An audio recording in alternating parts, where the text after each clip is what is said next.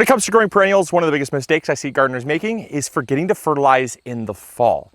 Now, we talk about all the time how fertilizing in the spring is important because that gets the plant out of dormancy, gets it off to the races. But I would say that fertilizing in the fall is equally, if not in some cases, more important because it gets the plant ready to go for winter. It's almost like what came first, the chicken or the egg. And so what came first? The good dormancy period to come into spring strong, or coming out of dormancy strong to get ready for the main growing season. And so depending on who you talk to, you could talk to 10 people and maybe get 11 different opinions on which one is actually more important. But regardless, I'm here to say they're both important. And so we're going to talk about how we're fertilizing, what we're fertilizing with. We're going to go through and just fertilize our trees. We have just shy of 1,500 trees we have to get fertilized for winter. We got a lot of work ahead of us. Let's go. So when it comes to fertilizing, we keep it pretty simple here. Get some trifecta. We just throw about a 1/4 cup at the base of each tree. That's all we're doing. Now, this trifecta looks a little wet. Why is that? Well, it's because it rained and we had it sitting outside. So it should be dry, but regardless, it's going to break down and fertilize the trees just the same. Sometimes we're in the time of year when it's not really supposed to rain, and you sometimes get some surprise rains. And your boy left the fertilizer bag completely open and got a little soaked. So the time when you want to fertilize is when the trees lost one. Farm's not easy for some of these. Out of 1,500 trees, to only lose about 3 is not too bad. So when it comes to the best time to fertilize in the fall, you want to wait until about 45 to 50 days before your first frost. Because if you fertilize too soon, it can actually, there's number 2 we lost. This was a tough block for us. But when you fertilize too soon, it can actually encourage the tree to start growing rather than getting ready for dormancy. So because we're using trifecta, we are essentially giving it an all-purpose fertilizer. You can give it a fertilizer that is more geared towards dormancy. It's a high phosphorus, high potassium fertilizer with very little nitrogen. But because trifecta is an all-purpose fertilizer, that is what we are using because it's all-purpose. Works any time of the year. But you can absolutely just fertilize with a good phosphorus and potassium. Fertilize based on the recommendations, follow the instructions, and it's good. Now you'll notice we're just throwing this fertilizer down. We're just top dressing our rows, and that's because the fertilizer will work, it'll work through the mulch, it'll work its way down into the root system. People will have you believe that you need to work it in and scratch it in and put it below the soil surface and all this mumbo jumbo. If you are growing organically with a good mulch layer and you've got good loose soil, those nutrients work through the soil very easily. You don't need to overcomplicate it. That allows us to fertilize these trees pretty fast. And when it rains next, the rain will naturally just slowly dissolve and break down the fertilizer and carry with it the nutrients. That also makes fertilizing these trees really easy too because it stays pretty hassle-free. You just sit in the side by side and drive really slow. It's pretty fun, honestly. Now, as these trees begin to grow, we're going to be more careful on where we're putting our fertilizer, because right now the root system is not fully established yet. There's tree number 3.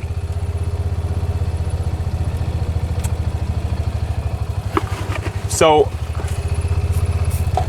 when we are fertilizing a more established tree, a more established perennial, you want to focus on where the roots are. Right now, the roots are pretty close to the plant. The roots have not moved throughout the soil very far. So because of that, we're fertilizing pretty close to the base. As the trees grow and as the trees expand, we then want to expand that fertilizer. You don't want to fertilize the trunk of the tree or the perennial, whether it's a raspberry, a blackberry, a blueberry, an apple, a pear. It could be a lavender plant. You don't want to fertilize the trunk, you want to fertilize where the roots are. And so on a perennial, you kind of want to find roughly about, it's going to be for a tree, for an apple tree, it might be 1 to 2 feet away from the trunk where you want to focus that fertilizer. On something that's smaller, like lavender, you might want to focus 3 to 4 inches away from the trunk because it's a much smaller plant. Obviously, it's never going to get as big as an apple would. But you, regardless, want to focus on where those roots are. It's very important. So one of the mistakes that a lot of gardeners make when fertilizing perennials is, one, we kind of already touched on this, but it's fertilizing with a high nitrogen fertilizer.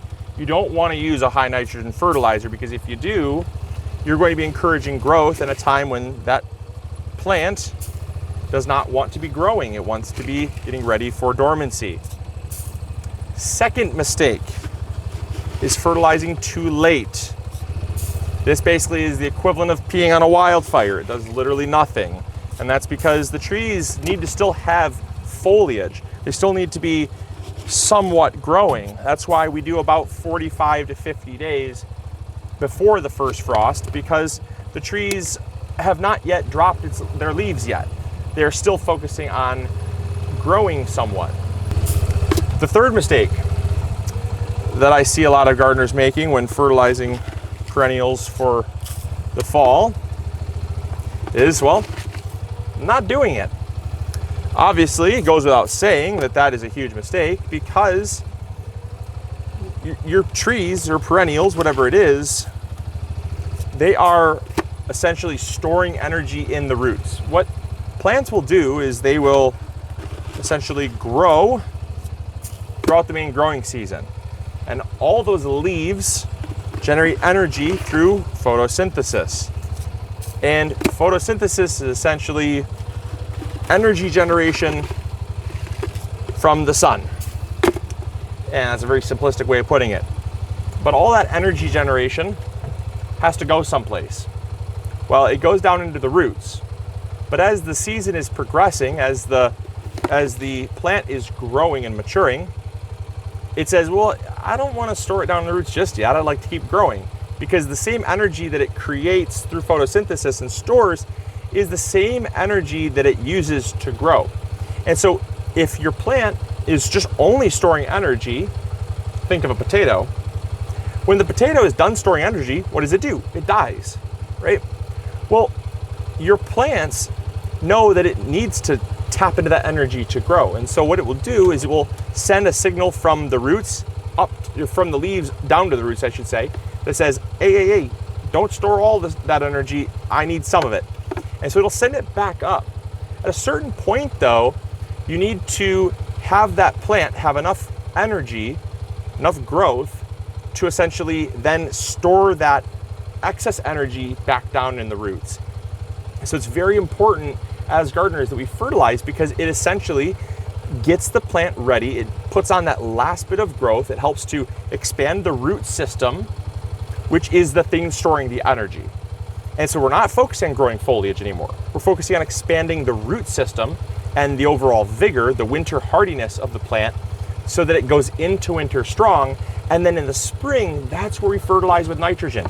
The nitrogen comes in the springtime, where the plant goes, hey, it's beautiful, it's time to grow. We're going to use nitrogen to put on more leaves, to generate more energy through photosynthesis and get the whole plant growing like crazy again. So by not fertilizing, that's a big, big mistake.